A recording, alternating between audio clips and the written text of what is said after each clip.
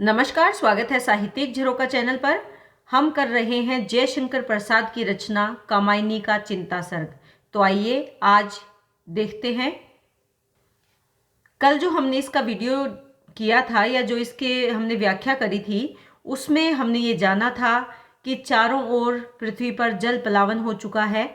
मनु अकेले ऐसे व्यक्ति हैं जो बचे हैं ये अपनी महानौका के कारण। अब जैसे जैसे जल कम हो रहा है, पृथ्वी दिखने लगी है और मनु एक शिला पर बैठे हैं। ऐसे में वो अकेले हैं, एकांत में हैं और उसी चारों तरफ जो फैली हुई प्रकृति है उसी के साथ वो अपने भावों को जोड़ने का प्रयास कर रहे हैं या उसी के साथ वो अपने भावों की अभिव्यक्ति कर रहे हैं। तो आइए आज देखते हैं कि मनु क्या सोचते हैं। निकल रही थी मरम वेदना, करुणा विकल कहानी सी, वहां अकेली प्रकृति सुन रही, हंसती सी पहचानी सी।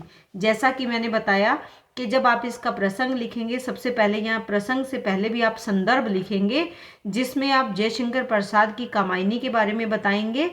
उसके बाद दी गई जो पंक्तियां हैं इनके आधार पर प्रसंग लिखेंगे। प्रसंग क्या है कि मनु अकेले बैठे हैं, चिंता सर्ग से लिया गया है और यहाँ पर जो महाविनाश हुआ है उसको देखकर मनु दुखी हैं, निराश हैं और ऐसे में उनकी मानसिक स्थिति का चित्रण कवि के द्वारा किया गया है। तो यहाँ पर कवि क्या कहते हैं कि मनु अपनी पीड़ा के कारण चुपचाप बैठे हैं, जो वो पीड़ा उनसे असहनीय हो गई है। ऐसे में निकल रही थी मरम वेदना, उनके हृदय से मरम यानी हृदय से, वेदना यानी पीड़ा निकल रही थी, अभिव्यक्त हो रही थी। करुणा विकल कहानी सी, और वो पीड़ा कैसी थी, वो करुणा से युक्त थी। विकल यानी व्याकुल, कहानी के सी यानी उपमा दी गई है उस कहानी के समान जो व्यथा से परिपूर्ण है, जो पीड़ा से भरी हुई है। तो यहाँ पर जो घटनाएं मनु के जीवन में घटित हुई उसके कारण उनके मन को बहुत ही ज्यादा पीड़ा हो रही थी, लेकिन वो वहां पर अकेले हैं। ऐसे में वहां अकेली प्रकृति सुन रही, मनु की बात सुनने वाला कोई नहीं है क्योंकि वो हिमालय पर्वत के शिखर पर हैं और वहां पर केवल प्रकृति है जो सुन रही है, हंसती सी पहचानी सी। और वो प्रकृति भी हंसती हुई और पहचानती हुई सी मनु की व्यथा को सुन रही है। कहने का अभिप्राय क्या है कि प्रकृति के अलावा कोई भी सजीव प्राणी मनु की व्यथा सुनने के लिए वहां पर नहीं है। इसीलिए हिमालय की शांत प्रकृति चुपचाप हंसती हुई उसकी पीड़ा को सुनते हुए प्रतीत हो रही है। तो यहाँ पर कवि ने अभिव्यक्त किया है कि प्रकृति के साथ मानव का संबंध कैसा है। प्रकृति ये वही प्रकृति है जो जानी पहचानी सी है, हंसती सी पहचानी सी। तो यहाँ पर उपमा अलंकार का प्रयोग किया गया है, कहानी सी कि ये उसी कहानी के समान है। तो यहाँ पर भी अगर देखें तो उपमा अलंकार का प्रयोग इसमें किया गया है। करुणा विकल कहानी, यहाँ विशेषण विपर्य अलंकार है, प्रकृति का सुंदर तरीके से मानवीकरण किया गया है, साहित्यिक हिंदी भाषा का सुंदर प्रयोग है। आगे क्या कहते हैं, ओ चिंता की पहली रेखा। मनु संबोधन कर रहे हैं किसको, चिंता को, क्योंकि अब उनके मन में चिंता का भाव आ चुका है। ओ चिंता की पहली रेखा, पहली रेखा यानी पहली बार उनके मन में चिंता उत्पन्न हुई है। अरि विश्ववन की व्याली, उसको संबोधन करते हुए कहते हैं कि अरि कि हे चिंता की पहली रेखा, तुम कैसी हो, विश्ववन इस संसार रूपी जंगल की व्याली यानी सर्पणी के समान हो, सर्पिणी या नागिन के समान हो, कि संसार रूपी जंगल में तुम नागिन के समान हो। देखिए, जब एक वीरान बड़ा भयंकर घना जंगल हो, ऐसे में जब एक अकेला मानव वहां से निकले तो उसे अगर ये पता हो कि यहाँ पर नागिन है जो बहुत बड़ी है, जहरीली है, तो उसके मन में डर का भाव रहेगा। उससे बचने के लिए या वहां से निकलने के लिए चिंता का भाव रहेगा। तो चिंता को यहाँ क्या माना है, नागिन के समान माना है। संसार रूपी जंगल में तुम नागिन के समान हो, ज्वालामुखी सफोट के भीषण प्रथम कंपसी मतवाली। और वो क्या कहते हैं कि यही नहीं, तुम प्रथम कंप मन के उस पहले कंपन के समान हो जो ज्वालामुखी विस्फोट के समय होता है। क्योंकि जब ज्वालामुखी फटता है तो उस फटने से या ज्वालामुखी के फटने से आसपास के क्षेत्रों में क्या आ जाता है, भूकंप आ जाता है। तो चारों ओर कंपन होता है और तुम उसी कंपन के समान हो। तो मनु के कहने का भाव क्या है कि उनके मन में पहली बार चिंता उत्पन्न हुई है और उस चिंता के आने से मनु का जीवन कंपायमान हो गया है, यानी अस्त व्यस्त हो गया है। बिल्कुल वैसे ही जैसे ज्वालामुखी के फटने से आसपास का वातावरण कांपने लगता है, उसी प्रकार मनु के मन में चिंता का भाव आते ही वो भी भयभीत हो गए हैं। तो यहाँ कवि ने चिंता नामक विकार का मनोवैज्ञानिक और सशक्त रूप से चित्रण किया है। इसके साथ साथ चिंता के अतिरिक्त अगर दैन्य, गलानी, विषाद, ये सभी भाव भी मनोविज्ञान के अंतर्गत ही आते हैं। तो यहाँ विश्व वन की अगर बात करें, विश्व संसार को वन के रूप में चित्रित किया गया है, तो रूपक अलंकार है। प्रथम कंपसी की बात कर रहे हैं, पहली कंपन के समान, तो यहाँ पर कौन सा अलंकार रहेगा? उपमा अलंकार रहेगा। आगे क्या कहते हैं? हे अभाव की चपल बालिके, अभाव यानी कमी की, चपल बालिके चंचल बालिके यानी लड़की।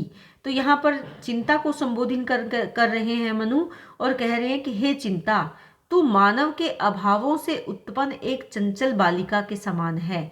री ललाट की खल रेखा, खल यानी बुरी, रेखा यानी ललाट क्या होता है? माथे की बुरी रेखा यानी दुर्भाग्य। बुरी रेखा से तात्पर्य क्या है? माथे पर लिखी हुई बुरी रेखा यानी बुरी किस्मत या बुरे भाग्य, तुम बुरा भाग्य हो, अर्थात अमंगलकारी रेखा हो। हरी भरी सी दौड़ धूप ओ जल माया की चल रेखा, क्योंकि तेरे कारण ही मानव का जीवन क्या हो जाता है? कष्टों से भर जाता है। इसीलिए मनु ने उसे अशुभ कहा है, दुर्भाग्यपूर्ण कहा है। वो कहते हैं कि चिंता के उत्पन्न होने से क्या होता है कि हरी भरी सी दौड़ धूप, कि मानव के मन में कुछ आशाएं बंधी रहती है, लेकिन जल्दी ही वो निराशा उन्हें घेर लेती है। कि हरी भरी यानी मानव का मन क्या है? जीवन में इधर उधर दौड़ता है कुछ प्राप्त करने के लिए, बिल्कुल वैसे जैसे जल माया की चल रेखा। जल माया क्या है? जो मृग तृष्णा जिसको कहते हैं, मृग तृष्णा। देखिए, मृग को मृग मरीचिका भी कहते हैं। मृग को दिखाई देता है कि दूर पानी है, लेकिन वो दौड़ा दौड़ा जब वहां पर जाता है तो वहां पर पानी नहीं होता और वो रेत या रेगिस्तान की चमक उसे जल प्रतीत होती है और वो भागते भागते अपने प्राण त्याग देता है। तो मानव के मन में भी आशा और निराशा उत्पन्न होती रहती है, दौड़ धूप यानी आशा और निराशा। और वो कहते हैं कि तुम मनुष्य से लगातार संघर्ष करवाती हो, क्योंकि तुम उस मृग तृष्णा के समान हो, मृग मरीचिका के समान हो, चंचल रेखा यानी चंचल हो, लहर के समान, चंचल लहर या चंचल रेखा के समान हो, जिसमें मृग के समान भ्रमित होकर मानव भटकता रहता है। इस ग्रह कक्षा की हलचल री, तरल गरल की लघु लहरी, जरा अमर जीवन की और न कुछ सुनने वाली बहरी। तो वहां क्या कहते हैं मनु कि तू केवल इस पृथ्वी पर ही नहीं, इस ग्रह कक्षा की हलचल री, केवल इस पृथ्वी पर ही नहीं बल्कि सभी नक्षत्रों की, ग्रह कक्षा क्या होती है? जिस कक्षा में ग्रह घूमते हैं, नक्षत्र घूमते हैं, उसके मार्ग में हलचल उत्पन्न करने वाली हो। कहने का भाव क्या है कि तुम्हारी शक्ति के परिणाम स्वरूप ही जो ब्रह्मांड है उसकी गतिविधियां भी अस्त व्यस्त हो जाती है। अरे चिंता, तुम तरल गरल यानी जहर की छोटी सी, लघु यानी छोटी लहर के समान हो, जो शरीर में प्रवेश करते ही क्या कर देती है? सारा ही शरीर वेदना से तड़प उठता है। तरल गरल यानी विष के समान, लघु जैसे एक पिघला हुआ विष या द्रव्य के रूप में जो विष होता है उसकी एक छोटी सी लहर के समान हो, लेकिन जब तुम शरीर में प्रवेश कर जाती हो तो तुम बड़ा परिवर्तन करती हो। जरा अमर जीवन की और न कुछ सुनने वाली बहरी, जरा होता है बुढ़ापा, अमर जीवन। देखिए, जो मनु है ये कौन है? ये देवपुत्र मनु है। जो देवपुत्र मनु होने के कारण देवताओं को ये वरदान है कि वो कभी बूढ़े नहीं होते, लेकिन यहाँ पर वो क्या कहते हैं कि तू तो अमर जीवन यानी अमर जीवन को भी जरा यानी बुढ़ापे में बदल देती हो। तुम्हारे कारण ही बुढ़ापा आ जाता है। और न कुछ सुनने वाली, यहाँ पर जो जवान व्यक्ति है वो बूढ़ा हो जाता है। जब वो चिंता से ग्रस्त हो जाता है तो अपनी आयु से पहले ही बुढ़ापा उसे ग्रसित कर लेता है। और तुम बहरी हो, किसी की कुछ भी सुनने वाली नहीं हो। एक व्यक्ति चाहे कितना भी विनय करे, निवेदन करे, प्रार्थना करे, लेकिन तुम उस पर दया नहीं करती, तुम बहरी हो जाती हो, चाहे वो कितना भी क्रंदन क्यों ना करे। तो यहाँ मनु भी ये बात स्वीकार करते हैं कि तुम मेरे मन में आ गई हो या मेरे मस्तिष्क में तुमने अपनी जगह बना ली है। ऐसे में अमर व्यक्ति भी, जो अमर जीवन प्राप्त व्यक्ति है, वो भी बूढ़ा हो जाता है, अर्थात मुझ में भी अब देवत्व से मानव का गुण आ गया है। इस प्रकार के भाव मनु के मन में आ रहे हैं। तो यहाँ पर अगर देखें तो प्रकृति का मानवीकरण किया गया है। जरा अमर जीवन की न कुछ सुनने वाली बहरी कहा है, किसको? चिंता को। तो यहाँ पर मानविक भावों का मानवीकरण किया गया है। भाषा सुंदर है, सहज है। संपूर्ण पद में अगर देखें तो निरंग रूपक अलंकार का सुंदर प्रयोग किया गया है। आगे कहते हैं अरि व्याधि की सूत्रधारणी। व्याधि क्या होती है? व्याधि यानी समस्या, बीमारी, शारीरिक पीड़ा। सूत्र धारणी आरंभ करने वाली, सूत्र धारण करने वाली, उसको प्रारंभ करने वाली। अरि आधि मधुमेह अभिशाप। आधि यानी मानसिक पीड़ा। तुम मीठा अभिशाप हो। मधुमेह यानी मीठा, मधुर। अभिशाप यानी शाप हो। तो यहाँ पर देखिए मीठा और अभिशाप दोनों विपरीत है, तो विरोधाभास अलंकार बन रहा है यहाँ पर। हृदय गगन में धूम केतुसी, पुण्य सृष्टि में सुंदर पाप। यहाँ पर मनु क्या कहते हैं कि तुम अनेक प्रकार के शारीरिक रोगों को आरंभ करने वाली हो। चिंता जब हो जाती है किसी मानव को तो उसके शरीर में अनेक रोगों का सूत्रपात हो जाता है, अनेक रोग उसका शरीर धारण कर लेता है, यानी शरीर में अनेक रोग आ जाते हैं। अरि आधि यानी मानसिक रोग भी उससे ग्रसित हो जाते हैं। जैसे जैसे मानव के मन में चिंता उत्पन्न होती है, उसे शरीर में और उसके मन में अनेक प्रकार के दुख और रोग उत्पन्न होने लगते हैं। मनु चिंता को मधुर शाप कहते हैं, अभिशाप कहते हैं। तो ये कहते हैं कि चिंता का उदय बड़ा ही अच्छा लगता है कि हमें किसी बात की चिंता हो रही है, लेकिन इसके परिणाम अनिष्टकारी होते हैं। इसीलिए कवि ने उसे मधुर अभिशाप कहा है, क्योंकि चिंता के कारण मानव का मन बेचैन हो उठता है। मनु आगे कहते हैं कि हृदय गगन में तुम किसके समान हो? हृदय रूपी आकाश में तुम धूमकेतु, जो पुंछल तारा है जिसे अमंगलकारी माना गया है, उस अमंगलकारी पुंछल तारे के समान हो। ऐसे माना जाता है कि आकाश में धूमकेतु का दिख जाना अमंगल का प्रतीक है। पुण्य सृष्टि में सुंदर पाप। उसी प्रकार तुम इस पुण्य संसार में एक सुंदर पाप के समान हो। ये संसार, ये सृष्टि कैसी है? ये पुण्य से परिपूर्ण है, लेकिन तुम इसमें एक सुंदर पाप के समान हो। तो यहाँ पर भी देखने में तो सुंदर हो, लेकिन तुम क्या हो?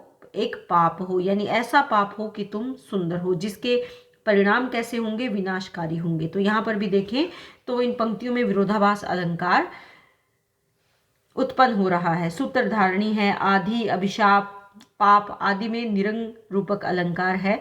यहाँ पर जैसे कहते हैं, कहा इन्होंने धूम केतु सी, तो यहाँ उपमा अलंकार है। हृदय गगन की बात कर रहे हैं तो रूपक अलंकार है। मधुमेह अभिशाप जैसे मैंने आपको बताया विरोधाभास अलंकार है। आगे क्या कहती है? मनन करावेगी तू कितना। मनन यानी चिंतन, कितनी चिंता करवाएगी उस निश्चित जाति का जीव, कि मैं उस निश्चिंत जाति का जीव हूँ जो देव हैं, कि देव जाति से जुड़ा हुआ हूँ, मैं चिंता से रहित हूँ, ऐसा जीव हूँ। अमर मरेगा क्या? प्रश्न कर रहे हैं उससे कि मैं अमर जीव हूँ, लेकिन अब क्या मैं मरूंगा? अर्थात अब क्या मुझ में, मेरे मन में जब चिंता आ गई है, देव जो है वो चिंता से रहित हैं, इसीलिए वो अमरता को प्राप्त हैं। लेकिन यहाँ पर वो कहते हैं कि मैं देव जाति का अंतिम प्राणी हूँ जो कभी मरते नहीं, लेकिन वो कहते हैं कि लगता है कि अब मुझे मरना पड़ेगा। प्रश्न ही कर रहे हैं कि अब मुझे पढ़ना पड़ेगा। भाव क्या है यहाँ पर कि मैं तो देवता हूं, और तो अब मेरा जो अमरत्व है वो भी अब समाप्त हो जाएगा।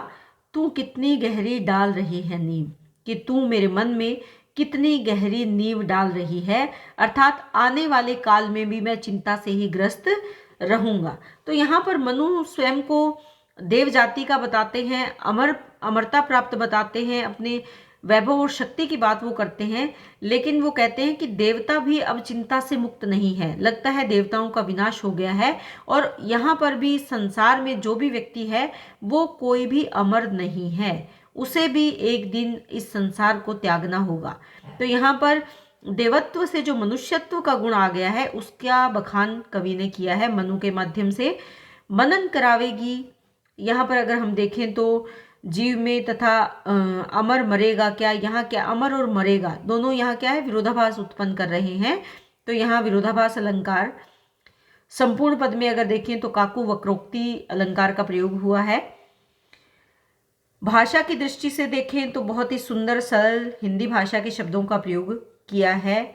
इसके साथ साथ क्योंकि जयशंकर प्रसाद हैं तो इनकी भाषा निश्चित है कि संस्कृत निष्ठ हिंदी शब्दावली का प्रयोग तो होना ही है। भाषा के अनुसार शब्द चयन बहुत ही सुंदर है।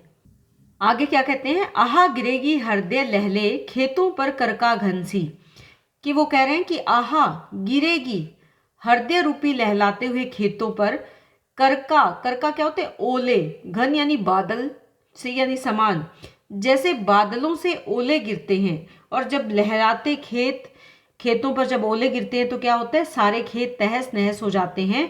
तो उसी प्रकार वो कह रही है कि मेरे मन रूपी लहराते खेतों पर क्या तुम उन बादलों से गिरने वाले ओलों के समान हो जो सब कुछ तहस नहस कर देते हैं, सब नष्ट कर देते हैं। छिपी रहेगी अंतरतम में सबके तू निगूढ़ धनसी, या तुम छिपी रहोगी अंतर्मन यानी मन के भीतर, कैसे, निगूढ़, निगूढ़ यानी जो गहरे में दबा हुआ धन है उसके समान। तो यहाँ पर जो ढूंढा ना जा सके यानी गुप्त धन के समान छिपी रहोगी, अर्थात जिस प्रकार पृथ्वी के गर्भ में धन छिपा रहता है, क्या उसी प्रकार तुम भी प्रत्येक मानव के मन में विद्यमान रहोगी। जैसे ओलों की वर्षा होने से बादल हरे भरे खेतों को नष्ट कर देते हैं, वर्षा करने वाले जो बादल आते हैं, उसी प्रकार जो चिंता है ये मानव रूपी हृदय की प्रसन्नता को नष्ट कर देती है। और इससे क्या होगा, वो क्या कह रहे हैं कि तुम क्या मानव के मन में ऐसी छुपी रहोगी जैसे पृथ्वी में धन छिपा रहता है। बुद्धि मनीषा मति आशा चिंता तेरे हैं कितने नाम, अरे पाप है तू जा चल जा यहाँ नहीं कुछ तेरा काम। आगे वो क्या कहते हैं, अरे चिंता संबोधन कर रहे हैं, तुम्हारे ना जाने कितने ही नाम हैं, बुद्धि मनीषा मति आशा और चिंता। अक्सर लोग तुम्हें कोई बुद्धि कहता है, कोई मनीषा, कोई मति, कोई आशा, कोई चिंता आदि नामों से पुकारते हैं। ये सभी तुम्हारे अलग अलग प्रकार के रूप हैं। लोग तुम्हें अलग अलग नामों से जानते हैं, पुकारते हैं, लेकिन हो तो तुम चिंता ही, और चिंता भी कैसी, पाप है तुम, कि तुम पापीन है। इसीलिए जा चल जा, जा तुम चली जाओ, मुझे छोड़ दो, यहाँ तुम्हारा कोई काम नहीं है, कि मैं तुमसे मुक्त होना चाहता हूँ, तुम मुझे मुक्त करो और यहाँ से चली जाओ। तो यहाँ पर मनु ने चिंता के प्रति अपने भाव को अभिव्यक्त किया है कि वो चिंता से मुक्त होना चाहते हैं, लेकिन इसके साथ साथ वो स्पष्ट करते हैं कि चिंता जब एक बार मन में प्रवेश कर जाती है तो वो मानव को छोड़कर नहीं जाती। कवि ने यहाँ चिंता के अलग अलग नामों को अभिव्यक्त किया है कि कोई उसे बुद्धि के नाम से जानता है, कोई मनीषा के, कोई मति, कोई आशा और कोई चिंता के नाम से जानता है। तो यहाँ पर द्वितीय उल्लेख अलंकार का सुंदर प्रयोग है। सहज सरल भाषा का प्रयोग प्रसाद जी ने किया है, और उम्मीद करती हूँ कि जो व्याख्या हम कर रहे हैं वो आपको बहुत अच्छे से समझ में आ रही है। कमेंट करके ज़रूर बताएं। इसी तरह चैनल से जुड़े रहें, लाइक शेयर सब्सक्राइब ज़रूर करें। बहुत बहुत धन्यवाद।